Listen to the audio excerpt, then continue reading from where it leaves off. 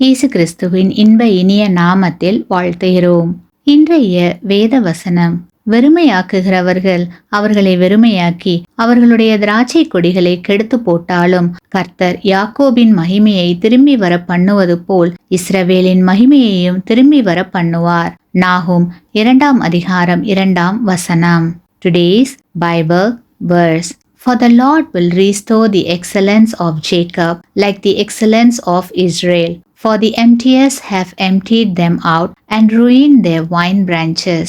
Nahum chapter 2 verse 2.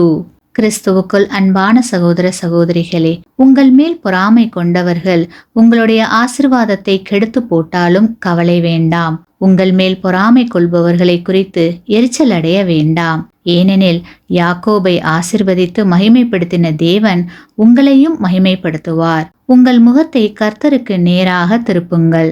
நீங்கள் நம்பி இருக்கிற தேவனாகிய கர்த்தர் நீங்கள் இழந்த மகிமையை உங்களுக்கு திரும்பி வர பண்ணுவார். கர்த்தரின் மகிமை உங்கள் மேல் உதிக்கும். ஆமேன்.